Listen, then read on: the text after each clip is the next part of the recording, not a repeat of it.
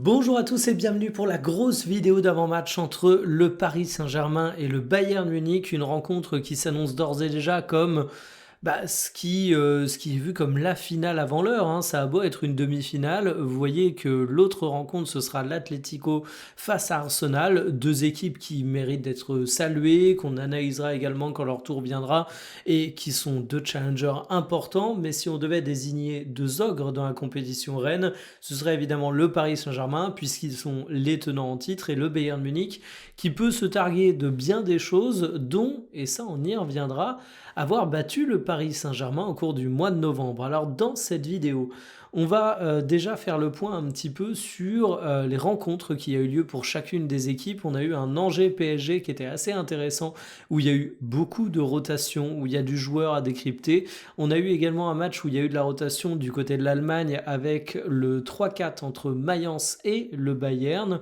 On reviendra sur la fameuse rencontre de novembre que je vous ai évoquée, parce que finalement, elle nous a donné pas mal d'enseignements et c'est assez marrant de voir que la rencontre entre le Bayern et le PSG est vue comme la rencontre qu'on attend tous comme des oufs, le moment où on va avoir l'affiche Champions League par excellence, mais on l'a déjà eu. Alors évidemment, c'était dans la phase de ligue.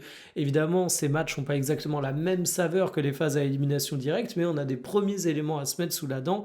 Et puis, à la fin de la vidéo, je vous donnerai mon petit pronostic dans une partie sponsorisée par Winamax, mais on en parlera également avant, parce qu'on va parler tout simplement de qui est le favori de la rencontre. Je vous montrerai un petit peu les cotes plus en détail, et comme d'habitude, vous avez le lien en description, le code promo TMF10 à rentrer lors de la création de votre compte. Ça vous donne petit 1, 10 euros en free bet, petit 2, votre premier pari est remboursé s'il est perdant jusqu'à 100 euros, et petit 3, ça aide la chaîne, je le rappelle toujours. Alors, cette rencontre, vous avez la petite composition prévue par SofaScore. Il y a quand même une erreur, c'est que Vitinha va pas être relayeur gauche et João Neves numéro 6, même s'il y a beaucoup de permutations au cours de ces rencontres. On se retrouvera davantage vers un Vitinha comme ce qu'on avait vu pour PSG Bayern, son rôle de numéro 6. J'ai recréé les petites compositions sur SofaScore, limite sur demi-volée, pardon. Limite, si je devais les recréer, ce serait un peu plus comme ça, on va dire. C'est le rôle de numéro 6 de Vitinha, c'est toujours un vaste débat, on peut dire, du côté du Paris Saint-Germain. On ne peut pas vraiment dire que ce soit un numéro 6 classique. Mais avant de rentrer dans le dur du sujet, avant de creuser sur cette rencontre en particulier, on va faire le point sur les matchs, des matchs qui ont été assez intéressants et des matchs qui était assez lourd d'enjeux. Pour le Bayern Munich, vous le voyez, hein, le classement général de Bundesliga, là, c'est déjà plié pour le Bayern. Ils ont 82 points. Le poursuivant, c'est Dortmund avec 67 points. Il n'y avait pas d'enjeu là-dessus. Mais pour le Paris Saint-Germain, on se retrouve tout de même avec une situation un petit peu différente. Parce que oui, Lens a fait un match nul, mais ils auraient pu avoir une victoire. De son côté, le PSG a empoché les 3 points. Et malgré tout, 63-69. C'est-à-dire que si Paris avait perdu et que Lens avait fait un résultat, Paris restait sous pression. On va souvent décrire le Paris Saint-Germain comme une équipe qui a tellement de marge en Ligue 1 qu'elle est un peu avantagée par rapport à ça. Et encore, on pourrait y revenir parce que ça veut dire aussi qu'ils n'ont pas forcément des matchs avec une très grosse adversité, pas forcément assez de préparation. Mais en tout cas, pour ce match précis, c'est davantage le Bayern qui a du rab et qui pouvait se permettre de faire tourner. Alors, revenons sur le match entre Angers et Paris. Je ne vous l'ai pas débriefé dans le journal et j'ai des tonnes, mais des tonnes de choses à vous dire dessus. Parce que je considère que c'est un match qui a été hyper intéressant et vous connaissez ma petite obsession pour Beraldo. J'avais fait une vidéo il n'y a pas si longtemps en disant que tout le monde s'en foutait de Beraldo, que Zabardi était devenu un peu le canard boiteux du Paris Saint-Germain qui était sans cesse commenté et qu'il n'y avait plus trop de sujets autour de Beraldo, mais que moi c'était un joueur que j'appréciais toujours et que j'avais un peu d'espoir dans sa reconversion au milieu de terrain. C'était un truc auquel Luis Enrique avait l'air de croire pas mal. On l'a vu depuis que j'ai fait cette vidéo quelques fois ici, dont face à Angers, où c'est l'homme du match, n'ayons pas peur des mots. Hum, hum, hum. Donc Beraldo, au cours de cette rencontre, avant de s'attaquer à lui, on va parler quand même d'Hakimi. Hakimi, important, parce que Hakimi est un des rares titulaires du Paris Saint-Germain qui était aligné au cours de cette rencontre. Tu as énormément fait tourner à tous les postes. Finalement, tu retrouvais Safonov que tu auras, Hakimi, Pacho, au milieu de terrain à première vue personne, et devant, je suis pas sûr que Barcola ait la titularisation. Je suis même plutôt parti du principe que ce sera Doué et Gvara qui accompagneront Dembélé. Donc Hakimi était un joueur que j'observais particulièrement au cours de ce match pour voir quelle forme il allait avoir. J'ai trouvé que c'était un match intéressant, notamment dans l'apport offensif, où il a été bien présent devant, où il a réussi de bonnes choses en termes de course progressive, et c'est par contre pas un match qui m'a particulièrement rassuré sur la partie défensive, où sur le but refusé des Angevins, tu peux le trouver un petit peu coupable. On a eu d'autres titulaires qui ont eu du temps de jeu, par exemple Zahir Emery qui est rentré à la mi-temps. Warren Zaïre-Emery, que j'ai trouvé toujours aussi en forme, très bon techniquement et très bon dans la gestion des tempos aussi. Et ça, c'est un truc que je trouve intéressant parce que Zahir Emery, au fur et à mesure qu'on a commenté ce milieu du Paris Saint-Germain, il s'est vu un petit peu caricaturé, et parfois par moi le premier, je tiens à le dire. C'est-à-dire qu'on a Vitinha, un petit peu le maître du tempo du Paris Saint-Germain, le porteur de ADN du milieu de terrain. On a João Neves, qui est un joueur vu comme un vrai diamant à l'état brut, mais qui a ce côté un petit peu chien fou, qui fait beaucoup d'efforts, qui est extrêmement dangereux dans les phases sans ballon. Et à côté, bah, tu avais soit Fabian Ruiz, joueur sans ballon et également très très important dans la gestion des temps du PSG, ou Zahir Emery, qui était plus un profil de porteur d'eau, mais j'aimerais trouver un mot avec moins de connotation péjorative, mais je pense que vous voyez ce que je veux dire. Bah, au cours de ce match face aux Angevins, je trouve que Zahir Emery, il a rappelé un truc tout bête, c'est que c'est pas qu'un porteur d'eau en fait. Bon, positionnement un petit peu atypique évidemment, il remplace Lucas Hernandez, vous l'avez vu, mais en fait j'ai trouvé bon dans la distribution du ballon. Je sais même pas combien de ballons il a touché au cours de la rencontre. Je ne m'en rappelle point.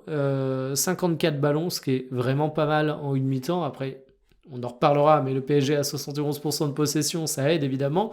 Mais en fait, ça a montré que Zahir Emery, bah oui, c'est un joueur de talent. Enfin, j'en parlais il y a pas longtemps en privé avec du monde.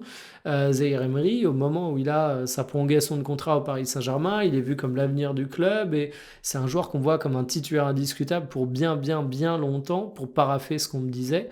Et j'étais entièrement d'accord avec ça. Et c'était surtout vu comme un joueur qui était tellement précoce, tellement génie, qu'il allait pouvoir faire beaucoup de choses. Bah, il rappelle au cours de cette rencontre. Mayoulou, match propre. Ruiz, clairement pas encore prêt. C'est pour ça qu'en fait, quand je vous parle des compositions, là, vous voyez que moi, je mets un milieu Neves, Vitinha et Zahir Emery, parce qu'en fait, Fabian Ruiz, on a eu un peu l'imbroglio de sa situation médicale. Euh, Au départ, il pouvait pas jouer, après il pouvait jouer, mais il avait une inflammation, il sentait une gêne, il n'avait pas envie de reprendre tant qu'il n'était pas fin prêt, et finalement c'est une situation qui a pas mal stagné, hein. Si je reprends la petite fiche de Fabian Ruiz que je vais vous montrer une fois que je l'aurai sur mon écran, tac, Fabian Ruiz, comme vous pouvez le voir, énorme absence de la fin janvier jusqu'au mois d'avril. Donc franchement, on peut dire que c'est 3 mois pleins qu'a manqué le milieu de terrain espagnol. Et son retour, il se fait au compte-gouttes. Et évidemment, bah, Fabian Ruiz, il n'est pas prêt pour une intensité de match de Champions League, surtout face à une équipe comme le Bayern Munich, qui est assez agressive, qui peut te presser dur. Moi, je l'ai pas trouvé exceptionnel au cours de cette rencontre. A contrario de Kang In Lee, c'est peut-être un de ses meilleurs matchs de la saison. Gonzalo Ramos, bon, il y a l'expulsion idiote, mais au-delà de ça, c'était absolument pas fabuleux. Les défenseurs angevins ont vraiment réussi à le contenir à plus d'un moment, mais parlons du match de Beraldo. Beraldo, je l'ai vraiment adoré parce qu'il est partout. J'ai pris des notes pour pas l'oublier, mais il est au début de l'action sur le premier but. Il a une sublime passe à Mayoulou sur le second. C'est évidemment le buteur pour la troisième réalisation de la rencontre à la 52e minute. Et en fait, moi, quand je vous avais livré l'analyse que j'avais fait sur Beraldo, j'avais un constat qui était assez simple. J'ai pas mis à regarder 1 heure parce qu'on est sur la vidéo d'avant-match face au Bayern Munich. Je sais que vous en avez rien à faire de Beraldo. Je vais pas rester 6 heures sur lui, c'est promis. Mais j'avais dit que c'était un joueur qui avait évidemment les qualités techniques et les qualités de lecture du jeu pour être milieu de terrain, mais qu'il avait besoin de s'aguerrir un petit peu à ce poste parce qu'on n'est pas forcément dans FIFA, t'as pas les automatismes de milieu de terrain, même si tu as les qualités intrinsèques pour être un bon milieu de terrain, si tu y es déplacé à l'instant, tu as besoin de prendre un petit peu d'expérience. Et je trouve qu'au cours de cette rencontre, Beraldo a montré qu'il commençait à prendre un peu d'audace. Enfin, si on regarde les passes qu'il a faites, vous voyez que ça part un peu dans tous les sens, mais il y a quand même des passes qui sont assez verticales, des passes qui sont assez longues, y compris des passes échouées, hein, mais ça montre un joueur qui prend un peu d'audace, qui fait des bons déplacements également. Je l'ai trouvé intéressant dans la distribution du jeu, et je trouve qu'il a vraiment une lecture qui progresse à ce poste, et je suis persuadé qu'il a un grand avenir ici. Si on fait un petit peu le récap de cette rencontre, vous le voyez dans les temps forts, énorme domination du Paris Saint-Germain, Angers qui revient un petit peu après, une fois que le PSG est réduit à 10, il y avait le but angevin qui avait été refusé également. Tu fais tourner, tu prends les points en Ligue 1, c'est ça l'important. Et moi, ce que je retiens de cette rencontre, c'est que tu as une vraie profondeur de banc du côté du Paris Saint-Germain. On a beaucoup parlé de l'enchaînement des matchs du PSG. Celui que tu fais rentrer à la place d'Hakimi, c'est Dro Fernandez. T'as pas forcément besoin de faire rentrer un joueur qui devrait être titulaire. Tu fais rentrer Zaïre Emery, mais c'est un joueur qui a un gros coffre, qui a une grosse capacité à enchaîner. Il joue qu'une mi-temps. Pareil pour Joao Neves. Mbaye, c'est un joueur qui a sa place dans l'effectif maintenant, qui mine de rien gratte des minutes de jeu. Et Nuno Mendes, tu le fais jouer, alors s'il entre 18 minutes, je voulais pas me foirer avec un calcul en sachant qu'il est rentré à la 72e. Quand on tourne des vidéos comme ça, on se prend souvent des grands moments de solitude. Nuno Mendes, c'est que tu avais besoin de lui redonner un petit peu de rythme en fait, finalement. Parce que Nuno Mendes, vous le savez, il a eu sa petite blessure, tac. Et si je vous reprends, pareil, sa petite fiche qui donne son temps de jeu sur la saison. En plus, Nuno Mendes, on le sait, c'est un joueur sur qui tu as un peu de sensibilité. Il avait manqué 2 matchs. Il avait manqué le match face à Lyon, il avait manqué le match face au FC Nantes, et évidemment, il n'avait pas joué en entier le match face à Liverpool. Tu as besoin de prendre un petit peu la température de Nuno Mendes, de voir ce qu'il donne, est-ce qu'il est capable de tenir son poste de titulaire, de lui redonner un peu de confiance en lui faisant toucher le cuir avant la rencontre décisive. Bon, ben, ce match pour le PSG me fait dire que le PSG a réussi à structurer une équipe qui est cohérente avec toutes ses ambitions. Et ça, c'est plutôt cool. Alors évidemment, ça va pas empêcher d'avoir un Luis Enrique qui à certains moments pourra te dire qu'il manque de joueurs ou de choses comme ça, qu'il va y avoir du challenge, mais ça fait partie des complaintes de tous les entraîneurs. Aucun entraîneur va dire « Ah non, mais c'est parfait, moi j'ai un effectif qui est tellement large que je peux jouer toutes les compétitions sans aucune difficulté. » Jamais un coach va dire ça, jamais. Un autre club qu'on attendait au tournant pour sa rotation, c'est évidemment le Bayern Munich. Vous avez vu cette transition, elle est un peu artificielle, je vous l'accorde. Un Bayern qui avait mais tellement fait tourner. C'est simple en fait, vous regardez là, vous regardez le 11, vous regardez les remplaçants, il y a un truc qui normalement doit vous marquer, c'est qu'en fait t'as même pas Kimmich et Upamecano. Ils n'étaient tout simplement pas appelés, ils n'étaient pas du voyage comme on dit. Donc ils ont pu pleinement se reposer, et c'est pareil sur le banc, t'avais Olysée, t'avais Kane, t'avais Moussiala, t'avais Stanisic, enfin bref, vous avez compris l'idée, Neuer, etc. T'as fait une grosse rotation. Une grosse rotation qui s'est sentie, hein, parce que tu as un moment dans le match, moi j'ai pas regardé en direct, je l'ai regardé en replay, et j'avais que les notifs du coup. Et le moment où j'ai vu 3-0 sur mon petit truc de notif, mais que j'avais pas checké les compositions, je me suis dit, oh là, qu'est-ce qui se passe? J'ai ouvert la petite fiche du match, et j'ai vu, et je me suis dit, oui, ok, je comprends. Donc grosse rotation, et en fait ça s'est senti quand t'as Ndiaye au milieu de terrain, c'est un joueur qui a 18 ans. Donc évidemment, il a peut-être pas la solidité des cadres du Bayern Munich. T'avais pas le pressing habituel que tu peux mettre en place en Bundesliga qui fait si mal à l'adversaire. Même les titulaires au cours de cette rencontre, je vais pas dire qu'ils jouaient à l'économie, c'est un peu leur faire un procès d'intention, mais on sait toujours comment ça se passe. T'es Luis Diaz, tu sais que tu vas être titulaire pour le match de Ligue des Champions. Tu vas peut-être pas donner 105% de tes capacités, tu vas peut-être pas te déchirer jusqu'au bout, parce que tu te dis justement que te déchirer, ce serait une bien mauvaise chose avant la rencontre décisive. Mais ce qui a tout changé, c'est les entrées. Hein. Olysée en très très grande forme, qui a été unanimement reconnu comme l'homme du match. J'ai d'ailleurs été regarder les notes de la presse allemande. La presse allemande est unanime sur l'entrée de Michael Olysée. Moussiala, j'étais curieux aussi de le voir, toujours dans la catégorie de joueurs où il faut du temps de jeu pour les rassurer, etc. Vous n'êtes pas sans savoir que Gnabry s'est blessé, qu'il n'y aura d'ailleurs pas de Coupe du Monde pour Gnabry, c'est un déchirement pour l'Allemand. Et en fait, Moussiala, il a eu une très très grande absence. Il a eu ensuite une rechute. Et là, il fait sa réapparition, ce qui tombe, entre guillemets, plutôt bien, vu que le Bayern ne peut pas compter sur Gnabry. Mais Moussiala, tu as besoin de voir un peu s'il est capable de reprendre ses automatismes, s'il est capable d'encaisser l'intensité. Il faut le réutiliser à dose homéopathique, on va dire, même si face au Paris Saint-Germain, t'auras pas le choix, hein. Moussiala, il sera positionné ici, derrière l'attaquant. Il va devoir faire un match d'une intensité exemplaire. Mais voilà, là, ça t'a permis de l'avoir avec un peu de temps de jeu. Il a été excellent. Tout simplement. Moi, j'ai pas retrouvé le meilleur des Moussiala, évidemment, parce qu'il te faut un peu de temps. Tu regardes, tu as eu quelques courses pénétrantes, tu as eu des dribbles qui ont été réussis, tu as eu des passes assez intéressantes. C'est un joueur qui a également tenté sa chance, hein, avec 3 tirs au cours de la rencontre. Mais tu sens qu'il va être prêt pour la rencontre de Champions League et c'était un peu l'enjeu. Et d'ailleurs, concernant Niabri, j'ai pas fait le compte complet des joueurs en ce moment, mais on a Xavi Simons, on a Niabri, on a Militao, on a encore d'autres joueurs du côté du Real, on a Lamine Yamal fin de saison avec le Barça. Je sais pas vous, c'est peut-être moi, mais j'ai l'impression que les joueurs tombent comme des mouches en ce moment. Dites-moi si vous avez l'impression, si vous suivez l'actu avec attention, qu'il y a beaucoup de joueurs blessés en ce moment, mais vraiment, limite, je touche du bois pour le Paris Saint-Germain, parce qu'il n'y a pas de situation dramatique en ce moment dans l'effectif parisien, mais j'ai l'impression qu'il y a énormément de joueurs qui se retrouvent avec des Coupes du Monde manquées, hein. On a également beaucoup parlé d'Hugo Ekitike, hein, avec l'équipe de France, mais c'est un vaste sujet. Donc le Bayern, disons-le clairement, tac, que je reprenne, machine de guerre, c'est pareil. On a eu l'entrée d'Harry Kane. Est-ce que vous savez à combien de buts est Harry Kane cette saison? Qu'on rigole un petit peu.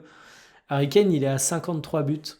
Regardez-moi cette saison de fou furieux. On en parle assez peu, hein, de Harry Kane. Enfin, on en parle beaucoup pour les stats, mais en fait, quand il y a des débats sur tel joueur, super buteur, personne s'assoit à la table de l'efficacité d'Harry Kane cette saison. 3500, alors je vais sortir même ma calculette. Tac, tac, tac. 3553 minutes. Ça fait combien de matchs en termes de temps de jeu complet? Ça fait 39 matchs et demi. En temps de jeu, il a un équivalent de 39 matchs et demi, Harry Kane, et il te met 53 buts. Je vais boire parce que franchement, j'en peux plus, il m'étouffe. C'est des standards absolument hallucinants. Alors vous me direz tout ce que vous voulez, hein. Ouais, mais la Bundesliga, c'est un championnat ouvert. Ouais, mais le Bayern Munich, c'est une équipe dominante. Ouais, mais le Bayern Munich, c'est une équipe qui en plus fait la prime à l'attaque, quitte à se prendre des buts. Et après tout, si je reprends la rencontre, ça en est un bel exemple, hein. Tu finis à 3-4, il y a 7 buts au cours de la rencontre. Oui, oui, on peut me dire ça. Mais excusez-moi, le Bayern Munich, c'est pas la première équipe de l'histoire à avoir été dans cette configuration. Et des joueurs à te sortir des saisons à 53 buts, il y en a quand même pas beaucoup, hein. Pour aller chercher les comparaisons, il faut aller chercher du Suarez, du Lewandowski Prime, ou alors les extraterrestres Messi, Cristiano Ronaldo. Mais rien que le fait qu'on mette Harry Kane à cette table vous donne un petit peu l'ambiance. Et justement, Harry Kane, ça fera partie des facteurs contre lesquels le Paris Saint-Germain devra lutter et se méfier. Mais avant de partir vraiment dans l'avant-match, on va revenir sur ce match. Sur ce petit 1-2 qui avait eu lieu tout début novembre. Je crois que j'avais eu des notes dessus. Ouais, je m'étais fait des petites notes. C'était un match qui était assez intéressant parce que alors déjà, la carte de la domination de la rencontre, assez exceptionnelle.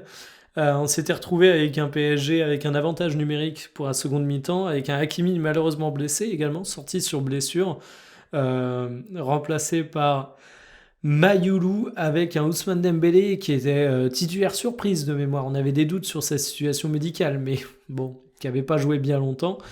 C'était un match où tu t'étais fait ouvrir d'entrée et je trouve que c'était un match ouvrir d'entrée dans le sens où Luis Diaz avait mis un but au bout de 4 minutes. Pas forcément dans le sens tu t'étais pris 15-0 dès le départ. Et je me suis noté sur les petits trucs que je m'étais dit à l'époque. Mais là, c'est avec mes souvenirs actuels, donc ça se trouve, je vais être plus sévère que ce que j'avais été à l'époque. Des fautes techniques pour Hakimi, j'avais pas trop apprécié son match, mais la blessure en bonus. Marquinhos qui avait totalement subi, notamment dans le domaine aérien, et je trouvais que ça faisait partie des matchs où il avait manqué d'autorité. Et c'est pour ça que dernièrement, je vous dis que Marquinhos me surprend un peu agréablement, parce que je le trouve vraiment bon, et j'ai pas toujours trouvé exceptionnellement bon. Je trouve que cette rencontre, ça faisait partie des rencontres où on pouvait lui reprocher. Vitinha qui avait souffert techniquement, alors il avait une bonne note SofaScore, hein. Bon, les notes SofaScore, vous savez ce que j'en pense, mais en fait, même s'il y a énormément de ballons touchés dans tous les sens, je trouvais qu'il avait pas mal subi le pressing, notamment de la part de Kimmich, en fait, qu'il l'avait un peu désactivé, qu'il avait un peu moins fait parler son brio qu'à l'habitude, que Ruiz avait été mauvais, tout simplement, et qu'on avait eu une bonne entrée, par contre, de Joe Neves, évidemment buteur, et qu'on avait eu un bon soldat Zahir Emery. Voilà, un bon soldat Zahir Emery. Mais au cours de cette rencontre, bah, il t'avait manqué du réalisme avec 1,92 buts attendus et t'avais pas réussi à concrétiser ça en plus, mais surtout t'as eu 25 tirs à 9. Regardez-moi cette quantité absolument astronomique de tirs de la part du Paris Saint-Germain. Alors dominer n'est pas gagné, je le dis souvent, je pense que j'avais dû le dire pour cette rencontre du Paris Saint-Germain, mais c'est une rencontre finalement où tu avais beaucoup de souffert, notamment au milieu de terrain. C'est assez marrant parce que cette équipe du Bayern Munich, je considère qu'il y a pas mal de joueurs qui sont sous-estimés en France. On va souvent parler de Stanisic et de Leimer comme étant les points les moins clinquants de l'équipe, mais c'est quand même pas tous les jours que Stanisic et Leimer sortent des matchs ratés en Champions League. C'est quand même des joueurs qui ont un plancher bas assez intéressant, je trouve, qui sortent régulièrement de très gros matchs en Ligue des Champions, donc ça vend pas du rêve en France. C'est pas des joueurs extrêmement médiatisés, c'est pas les mecs que tu vas retrouver sur les vidéos highlights, c'est clairement pas Nuno Mendes et Hakimi, pour dire les choses très franchement, parce qu'en fait, dans les forces du Paris Saint-Germain, Nuno Mendes est peut-être un des meilleurs au monde à son poste, Hakimi aussi. Certains diraient que le PSG a même les deux meilleurs latéraux au monde. En tout cas, ce qui est sûr, c'est que le PSG a deux mecs qui s'assoient dans le top 3 à minima des latéraux au monde et qu'en plus, ils ont des profils sexy. Le Bayern Munich, c'est un peu l'inverse. Ces mecs, ils n'ont pas un profil sexy, quoi. Alors, on a du Alphonso Davies qu'on avait tac lors de la rotation justement face à Mayence, qui est vu comme un joueur peut-être un peu plus frisson, mais aujourd'hui, quand tu pars à la guerre, tu vas avec Leimer et Stanisic, hein. Et d'ailleurs sur la compo attendue mise par SofaScore, où je le répète, Vitinha, Neves, attention au positionnement, c'est eux, c'est pas moi qui le mette ici. Euh, bah, tu vas avoir Stanisic et Leimer qui sont annoncés comme les joueurs qui vont être titularisés, évidemment. Donc pour ces deux équipes, t'as quand même un peu de blessés hein, du côté du Bayern Munich, rappelons-le. On va surtout retenir Lennart Karl, évidemment, Gnabry dont on a parlé. Moi, je suis curieux de voir, et ça va être dans les points qui vont attirer mon attention, la performance de Manuel Neuer. Manuel Neuer, on l'a beaucoup, beaucoup commenté pour la double confrontation face au Real Madrid, et c'est un facteur X en fait pour la rencontre.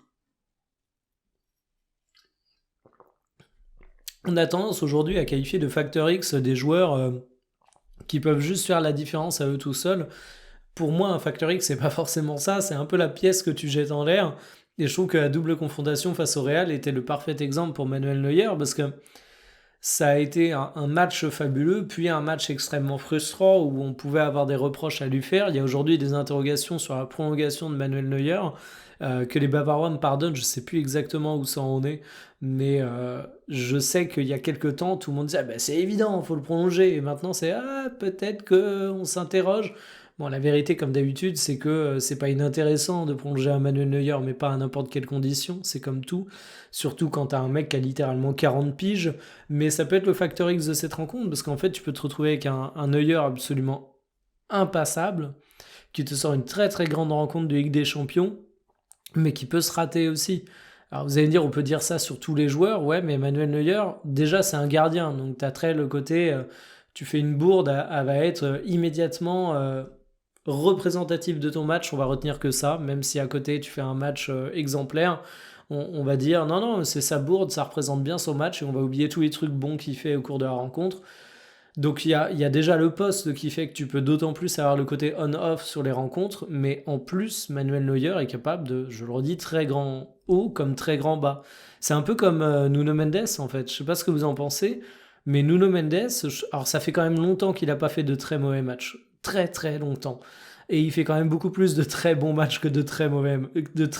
Il fait quand même beaucoup plus de très bons matchs que de très mauvais matchs. Mais Nuno Mendes, et c'est marrant, parce que même, tenez, si je reprends, justement la rencontre qu'il y avait eu là, entre le Bayern et le PSG, il se prenait un autre SofaScore de 6-4, il avait mangé un peu le bouillon, mais en fait, ce que j'avais trouvé intéressant, c'est qu'au cours de cette rencontre, en fait, Nuno Mendes avait été hyper irrégulier. On parle parfois d'irrégularité de joueurs au sein d'une saison, parfois au sein d'une carrière. Et moi, au cours de ce match, je me souviens pas de tout parce que j'ai une mémoire de poisson rouge, mais je me souviens m'être fait la réflexion que c'était un match en plusieurs temps de la part de Nuno Mendes et qu'il avait prouvé une nouvelle fois durant ce match précis qu'il était capable du meilleur comme du pire. Et en fait, je trouve que Manuel Neuer est un peu un joueur qui a ce profil. Mais bon, pas exactement au même stade de la carrière et tout. Vous comprenez les limites de la comparaison, bien évidemment. Donc Manuel Neuer, je le mets en facteur X très clairement. Et je suis curieux de voir, ça m'énerve, je vais retourner là-dessus. Mais j'aime bien avoir les deux équipes face à face. Donc bon, vous gardez en tête, Vitinha, il est plutôt axial et Neves sera plutôt sur le côté, hein. Mais je suis curieux de voir le match que va faire Vitinha et comment il va réussir au pressing de Joshua Kimmich, hein, parce que je trouve que ça faisait partie des points clés au cours du premier match. Et finalement, est-ce qu'on n'a pas affaire à un peu la réinvention du milieu du Paris Saint-Germain? Parce que on s'est retrouvé avec un Fabian Ruiz qui avait été le joueur dominant du Paris Saint-Germain la saison passée avec João Neves et Vitinha au milieu de terrain. Zahir Emery avait eu une petite période de moins bien, blessure, jamais retrouvé sa place, extrêmement dur. C'était acté que c'était le trio. C'était, mais genre, gravé dans la roche, pour citer Sniper. Et, et en fait, c'est là que tu vois que tout va vite dans le football. Parce qu'aujourd'hui, non seulement on l'a vu, Fabien Ruiz face à Angers, c'est pas un match extrêmement spectaculaire. J'ai pas été voir les notes qu'il s'est pris dans les médias, mais ça m'étonnerait qu'il soit pris des notes exemplaires. Parce que moi j'ai trouvé son match un peu osef, mais surtout, même une fois qu'il sera revenu en forme, il faudra aller le déloger, le petit Zahir Emery. Et en fait, ce match peut être un bon test. Bon, de manière générale, tout le match est un bon test parce que tu as les deux ogres, je le redis, la finale avant la finale, hein, les deux équipes qui sont vues comme les grands favoris. Et là, à tout moment, c'est l'Atleti qui remporte la Ligue des Champions. Et tché, ça nous apprendra à faire un peu trop de projections dans le football. Mais c'est un bon test pour ça. Et je suis vraiment curieux de voir comment ouais, Vitinha va se débrouiller et comment le PSG va réussir à résister un peu à ce pressing. Parce que moi, je n'étais pas d'accord avec Arne Slot quand il a été affronté le Paris Saint-Germain au Parc des Princes. Alors, remarquez la phrase de Tocard, hein. Je suis un mec en slip en train de vous faire une vidéo, j'ai un pantalon, mais vous voyez un peu l'image, qui vous dit je suis pas d'accord avec Arne Slot, qui, même si je suis pas son plus grand fan durant cette saison à Liverpool, est quand même un entraîneur fabuleux. Donc je le dis avec toute l'humilité du monde, je n'ai rien à apprendre à Arne Slot, mais qui avait dit qu'en gros, il avait une approche différente pour le match au Parc des Princes, parce que quand le PSG était bien, il était inarrêtable, et qu'en fait, tu pouvais pas faire déjouer le Paris Saint-Germain. Désolé de te contredire, mon ref, mais pour moi, ce match, il a prouvé que tu pouvais faire déjouer le Paris Saint-Germain, parce que le pressing avait vraiment fait mal à Paris. Et les fois où j'ai vu Paris être en difficulté, c'était des rencontres où justement le Paris Saint-Germain se retrouvait face à une équipe qui lui rentrait dedans et qui était capable de la challenger un petit peu. Et là, tu vas avoir un Safonov dans les buts qui n'est pas Kevin Trapp des grandes heures, évidemment, il n'est pas gaffeur particulièrement, mais est-ce que c'est une assurance tout risque face à un pressing asphyxiant? J'en suis pas sûr. Est-ce que tu peux pas aller jouer quelque chose comme ça face au Paris Saint-Germain? J'en suis pas sûr. Et tu sais que avec Olysée, avec Luis Diaz, tu as de formidables joueurs de transition. Tu joues à l'extérieur. Le Paris Saint-Germain va essayer de contrôler le match. Donc, ils vont pouvoir te dévorer les espaces et te faire très très mal. Mais c'est également des joueurs qui ont un très très gros volume de jeu, qui ont un très très gros volume de course, qui vont pouvoir te faire mal et qui vont pouvoir mettre en place cette logique asphyxiante. C'est un Paris Saint-Germain, moi, qui me rassure par sa charnière centrale aujourd'hui. Parce que Marquinhos, j'ai dit, hein, ces dernières rencontres du côté du Paris Saint-Germain, elles m'ont quand même rassuré. C'est un joueur qui avait souffert lors du match aller face au Bayern de Munich, mais c'est un joueur qui a l'air d'avoir regagné pas mal de confiance. Et en fait, Marquinhos, on sait que c'est pas un profil qui est à l'aise face à des Golgoth et face à un mec comme Harry Kane, qui est peut-être pas le plus grand ou le plus massif des attaquants, mais qui est quand même un mec qui s'est heurté pendant des années et des années aux défenseurs de Première Ligue, qui pour le coup sont des Golgoth, qui s'en est sorti. Je me dis, bon, il est peut-être pas dans la configuration où il est le plus à l'aise, mais malgré tout, moi, ce que je reprochais plus à Marquinhos quand je trouvais qu'il n'était pas dans la forme de sa vie, c'était plus une question de confiance, de calme, de justesse dans la lecture des situations. J'irais pas reprocher à Marquinhos de ne pas être capable de museler physiquement un joueur plus robuste que lui, parce que ça fait partie de ses caractéristiques. C'est comme si, à l'époque où il y avait Marco Verratti au milieu de terrain du Paris Saint-Germain, je reprochais à Verratti de louper des duels aériens. Ouais, Verratti, il faisait 1m60, 1m65, donc forcément, il n'allait pas être dominant dans ce secteur de jeu. Non, c'est pas ce que je reprochais à Marquinhos. Mais là, justement, j'ai l'impression qu'il regagne un petit peu de confiance, que l'association avec Pacho marche mieux que jamais. Donc là-dessus, je suis plutôt confiant. En fait, pour moi, les interrogations, ça va être un, est-ce qu'on va avoir la meilleure version de Nuno Mendes? J'ai trouvé son match ces quelques minutes face à Angers plutôt rassurante là-dedans. Deux, comment le milieu de terrain parisien va réussir à résister au pressing. Et trois, question de, encore une fois, rester dans l'axe d'analyse Paris Saint-Germain. Est-ce que tu vas avoir du réalisme de la part de tes hommes devant? Parce que si le PSG a été impressionnant dernièrement en Champions League, c'est notamment parce que Gvara sortait son costume des grands soirs. Mais est-ce qu'on peut exiger de la part de Kvaratskhelia de toujours sortir des matchs dignes d'un fucking ballon d'or à chaque rencontre de Ligue des Champions? Je sais pas. Est-ce que c'est des attentes légitimes? Honnêtement, je sais pas. Mais je me pose vraiment la question en fait. Gvara est un joueur qu'il faut respecter, un joueur d'un talent absolument incroyable. Donc ça se trouve, en fait, c'est légitime d'attendre toujours des rencontres de ce niveau-là de sa part. Mais peut-être aussi qu'à un moment, il ne faut pas délirer que le joueur censé être le plus dominant du côté du Paris Saint-Germain, c'est ce bon vieux Ousmane, comme vous le voyez ici. Désiré Doué, c'est pareil. Je trouve qu'il y a des matchs avec une certaine irrégularité, pour le meilleur comme pour le pire, souvent plus pour le meilleur. Mais mine de rien, c'est une équipe du PSG où tu as un peu d'incertitude, hein, où tu as de la puissance en termes d'entrant avec un Barcola qui peut faire des diffs en fin de match, mais à voir. Du côté du Bayern, bon j'ai rappelé les stats d'Harry Kane, je pense qu'on n'a pas besoin de s'y attarder plus. Je rappellerai également, non, on peut pas avoir la petite heatmap sur la saison de Harry Kane. Ça m'intéresse, ne serait-ce que la prendre en Champions League, mais il y a une caractéristique qu'on oublie avec Harry Kane, c'est que vous voyez que c'est un joueur qui dézone beaucoup.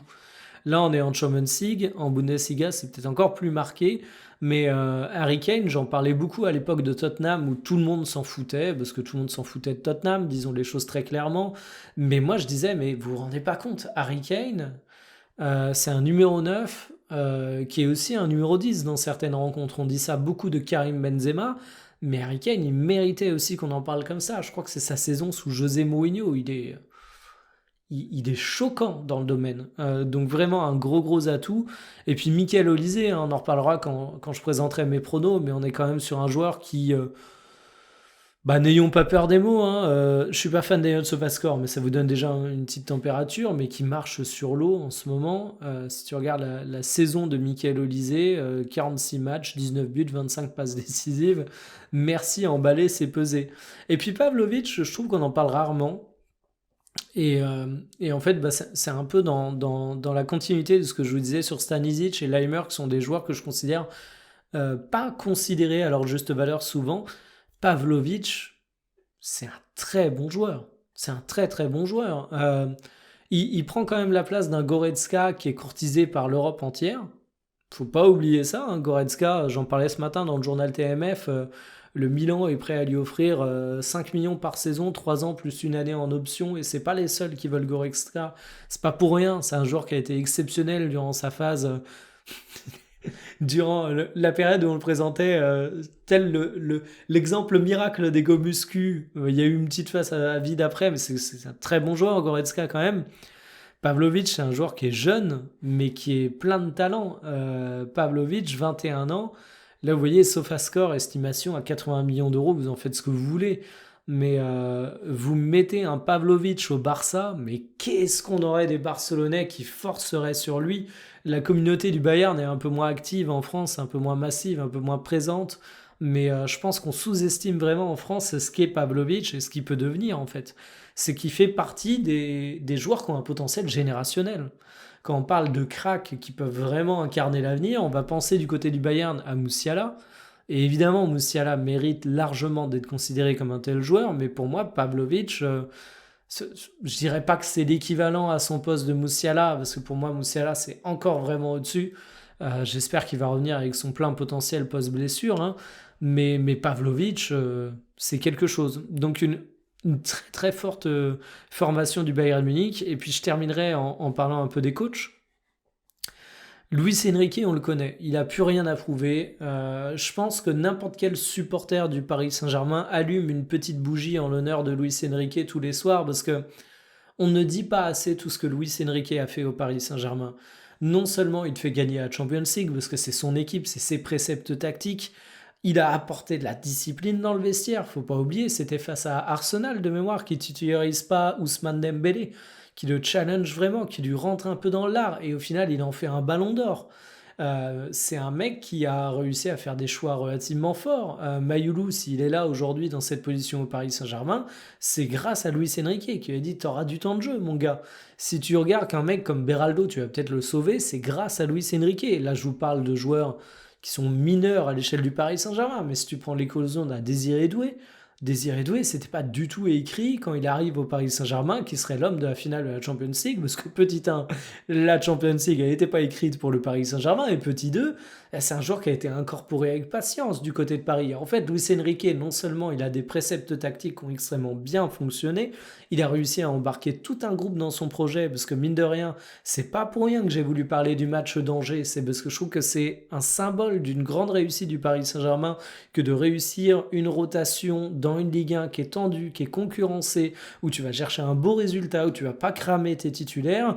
Et il a apporté en fait de la sérénité au Paris Saint-Germain. C'est fini les dramas, c'est fini les questions de statut qui empoisonnent. Et pourtant, bah, il y a matière à avoir des emmerdes du côté du PSG, hein. Doué, Dembélé, Kvaratskhelia, mais aussi Barcola. Bon, bah oui, il y a 4 mecs top, il y a 3 places. Et à ça, vous pouvez ajouter des mecs comme Mayoulou, comme Kang In Lee, qui peuvent prétendre avoir du temps de jeu, comme un Gonzalo Ramos qui est placardisé, qui pourrait également foutre la merde, mais non, ça se passe bien. Et ça, moi, je mets au crédit de Luis Enrique. Donc franchement, ce Paris Saint-Germain, c'est sa grande force, c'est Luis Enrique. Et j'ai beaucoup dit au cours de cette saison, et même la saison précédente, que une des grandes forces du PSG, c'était le côté c'est le bambou qui plie mais qui ne rompt jamais. Et c'est. Alors, on m'avait dit en plus que ça pouvait faire écho à la ville de Paris où il y a un symbole sur le bateau qui prend les vagues mais qui coule pas. Où il y a un truc comme ça, vous m'excuserez les Parisiens, je suis pas au point sur les symboles, mais vous avez l'idée. Mais ça, pour moi, ça vient de Luis Enrique en fait. Ça vient de Luis Enrique parce que tu as une équipe qui est sûre de ses préceptes de jeu, qui est sûre de sa manière de fonctionner, qui sait comment aborder les matchs et qui dégage de la confiance. Alors ça ne veut pas dire que ça tournera toujours en la faveur du PSG. Il y a peut-être des matchs où tu vas être mené 1-0, tu vas continuer à pratiquer ton football, tu vas terminer la rencontre, tu te prendras 3-0, tu vas chialer. Oui, mais ça peut arriver à toutes les équipes.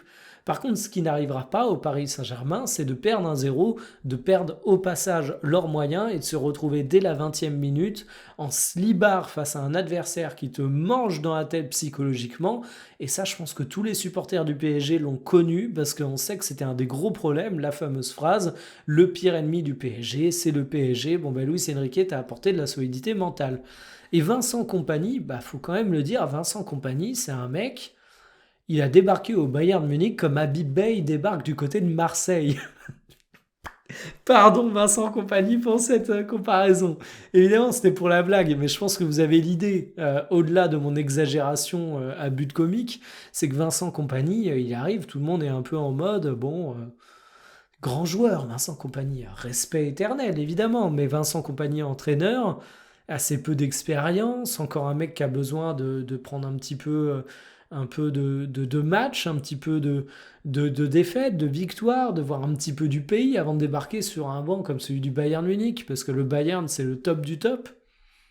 Bon ben Vincent Kompany, non seulement il a réussi à faire une équipe efficace, mais il a réussi à faire une équipe qui joue bien, il a réussi à se faire respecter de la part des cadres.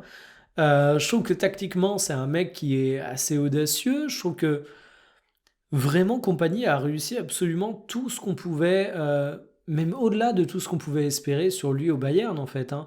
On pouvait se dire que ce serait un entraîneur qui allait, sur un malentendu, pouvoir faire le taf, mais en fait, il s'exprime de plus en plus. Il y a une vraie patte Vincent Compagnie qui aujourd'hui est en train de se développer, et c'est pas simplement l'héritage que tu as du Bayern Munich.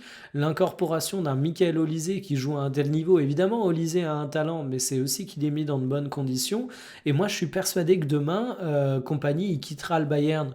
Évidemment, il va pas y faire sa carrière. Il y aura une période où ça se passera un peu moins bien et il va être licencié ou il partira à la fin de son contrat, comme c'est le cas pour tous les entraîneurs. T'inquiète, il sera pas au chômage, Compagnie. Et c'est bon, il a changé de statut, hein.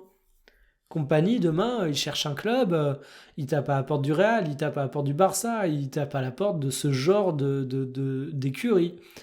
Et franchement, quand je parlais de sérénité, bah, je trouve que tu en as également du côté du Bayern Munich. Et je trouve que ce qu'il a fait faire à Niabri cette saison, bah, qui ne sera pas présent pour le match malheureusement, mais c'est vraiment impressionnant. Et je le dis tout en n'étant pas un grand fan de Niabri, c'est justement pour ça que je le reconnais beaucoup à Vincent Compagnie. Donc vous avez un peu le tableau et ma lecture globale de cette rencontre. Pour moi, du côté du Bayern, la grosse indécision, c'est donc le facteur X Manuel Neuer et le match que va être capable de te sortir Moussiala dans la longueur en fait. Est-ce qu'il va être capable d'avoir l'intensité pendant 90 minutes face au Paris Saint-Germain qui est un bon client également, hein, parce que je le redis, Moussiala cette saison, vous voyez, c'est 750 minutes. C'est que dalle. Et si on prend les derniers matchs, bah, il n'y a littéralement pas un match de 90 minutes. Et il va y avoir le match, évidemment, face au Bayern Leverkusen en coupe, qui est un vrai test, hein, parce que tu as été titulaire. Leverkusen, c'est pas n'importe quelle formation, même si c'est plus de Leverkusen de Xabi Alonso. Mais voilà, est-ce qu'il sera capable de tenir tout un match face au Paris Saint-Germain? J'attends de voir, ce sera le facteur de la décision, mais deux très belles équipes. Et justement, retour à la partie sponsorisée par Winamax, le PSG est favori. Cote à 2,20, favori des bookmakers, favori des parieurs français qui vont à 74% dessus. Le Bayern cote à 2,65 et le match nul, alors, historiquement sur les sites de Paris, les matchs nuls ont toujours des cotes assez élevées, ça m'étonnera toujours. Dans les plus posés, nous avons le PSG, les deux équipes qui marquent, Ousmane Dembélé, PSG au match nul, Harry Kane, Gvara, plus de 2,5 buts, joueur décisif, Michael Olise. Et moi j'aime bien le côté joueur décisif, surtout pour un joueur comme Michael Olise, parce que joueur décisif, pour rappel, ça veut dire qu'il est buteur ou passeur. Et quand tu regardes la saison de Michael Olise, tu peux dire que buteur ou passeur, c'est quand même vachement intéressant. Alors moi je suis tenté par plusieurs choses. Je vais faire le petit my match comme d'habitude. Alors je vais me mettre en plein écran parce que sinon vous n'allez pas voir le cumul. Le premier truc que je me suis noté, c'est PSG au match nul avec les deux équipes qui marquent. Ça vous donne une petite cote à 1,80. Je trouve ça assez intéressant. Je trouve qu'il y a un petit truc à faire là-dessus. Si jamais vous ne sentez pas trop le PSG, il y a un autre truc qui m'intéresse un petit peu, moi, c'est toujours les deux équipes qui marquent, mais c'est celle-là, là, qui est directement dans les My Match les plus joués. C'est PSG ou Bayern et les deux équipes qui marquent.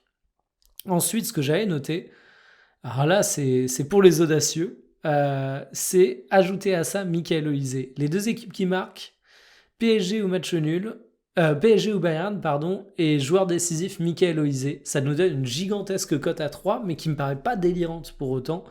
Et alors, si vous êtes vraiment joueur, vous virez le double chance et vous allez sur PSG ou match nul, avec un scénario où on a un Michael Olise qui fait le taf, mais où le PSG l'emporte quand même, ou alors le Bayern parvient à aller chercher un match nul au parc, n'oublions pas que c'est au parc, mais que Michael Olise fait son match, un petit genre 2-1 pour le PSG, ou un petit 2-2, avec Olise qui est impliqué, cote à 3,65, alors là c'est vraiment la cote des rois, j'ai envie de vous dire. Donc voilà, c'est un peu ça que je sens pour cette rencontre.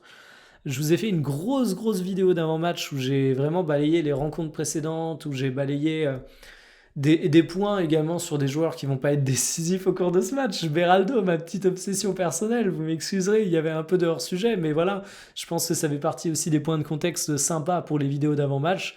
J'espère que ce format un peu différent d'habitude vous aura plu, n'hésitez pas à me le dire en commentaire. Et donc on a ce fameux match, hein, je vais conclure là-dessus, entre Paris et Munich. Et derrière, c'est Madrid, enfin l'Atlético contre Arsenal. On aura donc une finale qui aura de la gueule, je pense, avec une opposition de style, quelle que soit l'équipe qui passe, parce que Atlético, en fait, c'est drôle. D'un côté, on a les deux équipes qui sont joueuses. C'est pour ça que c'est vu un peu comme la finale avant l'heure entre le PSG et le Bayern, qui sont deux équipes réputées très très belles, et deux équipes un peu moins belles de réputation entre Atlético et Arsenal. C'est assez marrant de se dire qu'Arsenal, par exemple, peut tout louper, comme tout remporter cette saison. Mais bref, c'est pas une vidéo sur Arsenal. En tout cas, ce sera un match qui sera très très intéressant à suivre, ce PSG Bayern. Mais ce qui va être intéressant aussi, c'est de voir, une fois qu'on aura la fin de la double confrontation, comment la finale va être abordée, parce que c'est tellement présenté comme la finale avant l'heure, que psychologiquement, je doute pas que les joueurs du Bayern, les joueurs du PSG sont extrêmement pros. Ils savent que tant que c'est pas gagné, c'est pas gagné. Il n'y a pas d'histoire à faire là-dessus. Mais psychologiquement, c'est parfois dur de dire, surtout si la qualif du Bayern ou du PSG est difficile, si, admettons, le PSG se qualifie au terme d'une séance de tir au but dans le match retour, où tu as vraiment l'impression d'avoir fait un exploit, d'avoir été chercher la qualif à l'arracher en toute fin.